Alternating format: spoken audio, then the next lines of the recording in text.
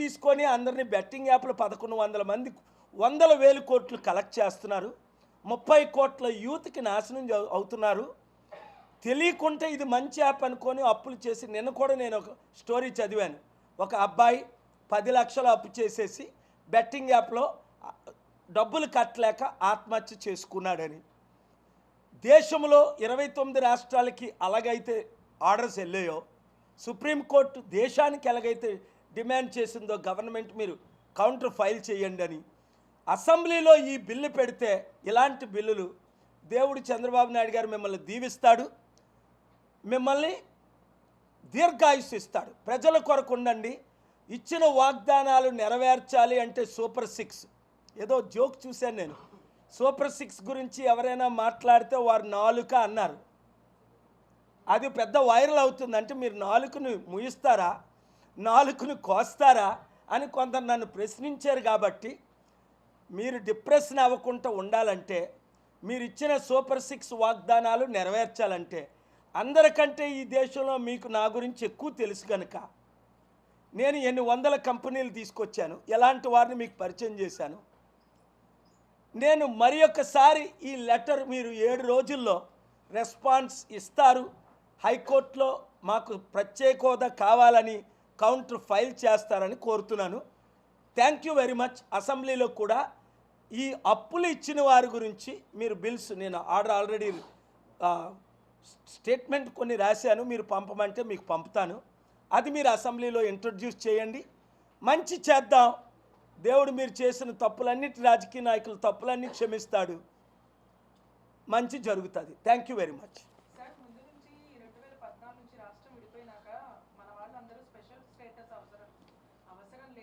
Special package కావాలనే చెప్పారు. మొన్న మోడీ కూడా వచ్చినప్పుడు కూడా అమరావతి దానికి సంబంధించి కోట్ల నిధుల్ని శాంక్షన్ చేశారు. మరి మీరు చెప్పడం ప్రకారం స్పెషల్ స్టేటస్ కావాలని చెప్పని అంటున్నారు. ప్రభుత్వం ముందే మనకి స్పెషల్ స్టేటస్ కన్నా స్పెషల్ ప్యాకేజ్ కావాలని వారు కోరుతున్నారు. అమ్మా, స్పెషల్ స్టేటస్ అన్నది అడిగిన ప్రశ్నకు జవాబు చెప్తాను. స్పెషల్ ప్యాకేజ్ అన్నది అడుక్కున్నోడికి ముష్టేయడం. ఇప్పుడు అమరావతికి ఎంత ఇచ్చారు డబ్బులు? ఎన్ని కోట్లు మీకు తెలుసా? ఎన్ని కోట్లు ఇచ్చారు? మీడియా రిపోర్టరేనా? స్టడీ చెయ్యాలి. ముస్టేసి అప్పు ఇచ్చారు. అది 2014 నుంచే స్టార్ట్ అయింది. కేంద్ర ప్రభుత్వం మోడీ గారు మాట్లాడినప్పుడే స్పెషల్ స్టేటస్ కావాలా, స్పెషల్ ప్యాకేజ్ కావాలన్నప్పుడే చెప్పారు, మాకు స్పెషల్ స్టేటస్ కన్నా స్పెషల్ ప్యాకేజ్ కావాలని. ఎన్నో అమ్మా, మోదీ గారు అలాగ అడగడం ఎక్కడ నువ్వు చూసావా? సార్, మన వాళ్ళు వెళ్ళి అడిగినప్పుడు అదే చెప్పారు సార్. లేదు, తప్పు. నేను మోదీ గారితో డైరెక్ట్ టచ్లో ఉన్న మనిషిని, ఆయన నా శిష్యులు, మీకు తెలుసు. మోదీ గారు ఎప్పుడు మీకు స్పెషల్ స్టేటస్ కావాలని అడగల.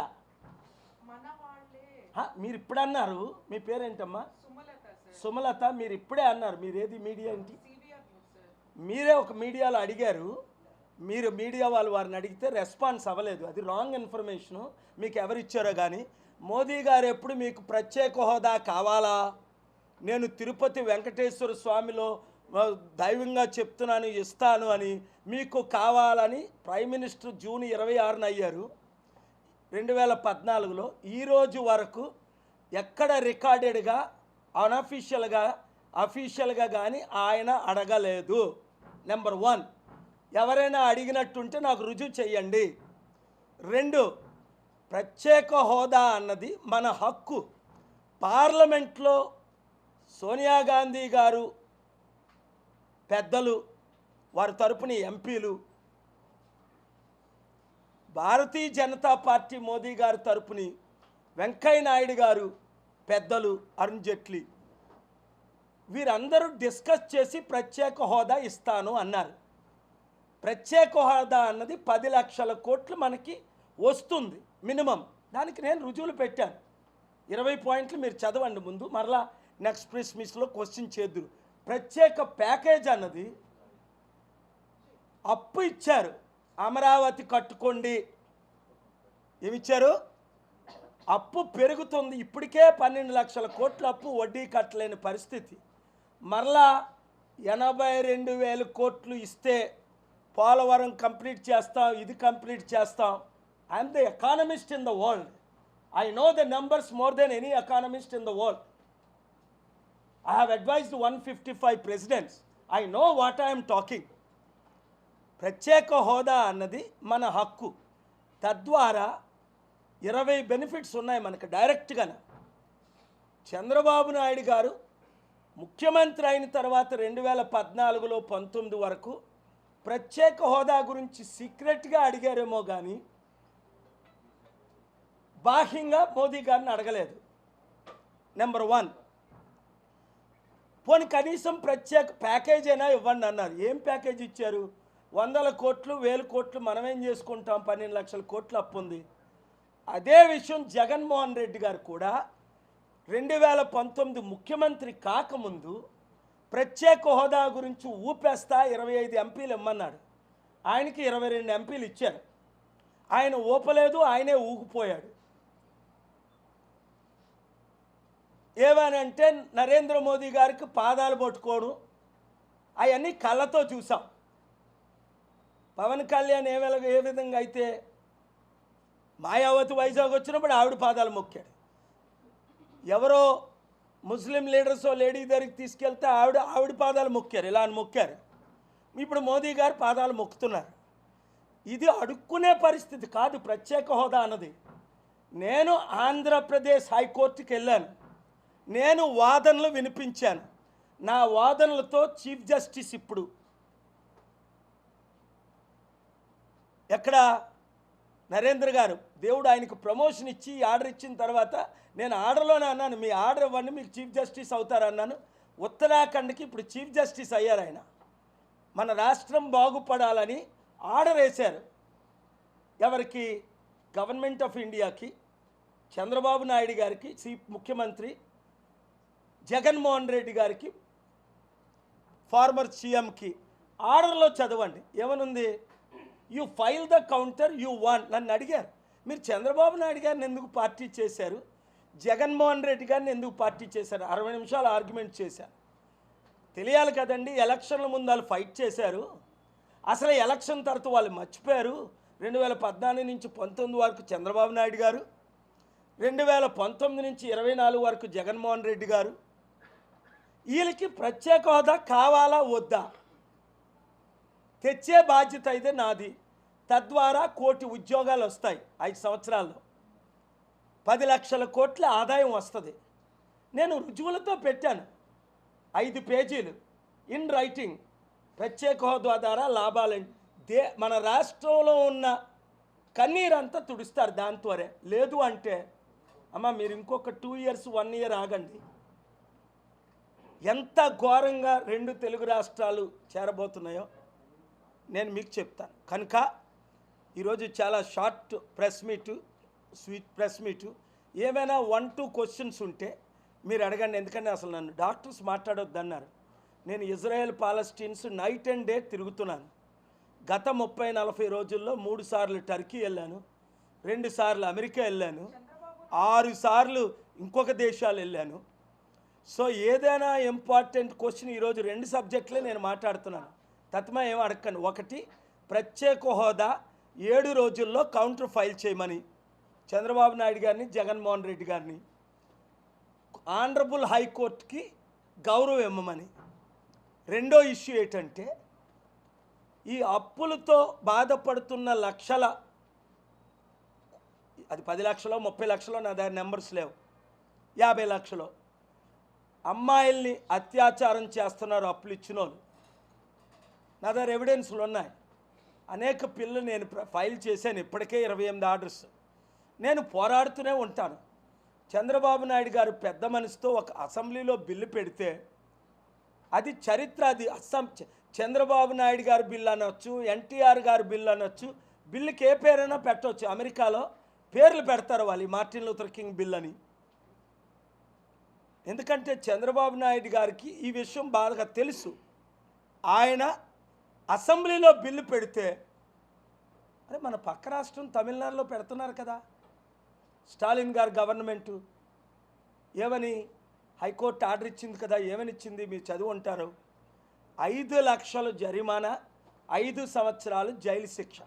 ఇప్పుడు ఈవిడ ఎవరైతే ఈవిడిని కొట్టారో, కట్టారో, చింతించారో, హస్బెండ్ అప్పు చేశాడు. టీసీ తీసుకోవడానికి వెళ్ళింది. తిరిగి వస్తుంటే టీసీసీని చింపేసి ఆ యూజ్లెస్ బాస్టర్డ్స్ ఎవరో వాళ్ళకి 5 సంవత్సరాల శిక్ష వేయండి, 5 లక్షల జరిమానా తిరిగి వాళ్ళ దగ్గర తీసుకొని ఈ ఫ్యామిలీకి ఇవ్వండి. చంద్రబాబు నాయుడు గారు వెంటనే స్పందించడం, అది నేను చాలా మూడోసారి చెప్తున్నాను, అప్రిషియేట్ చేస్తున్నాను.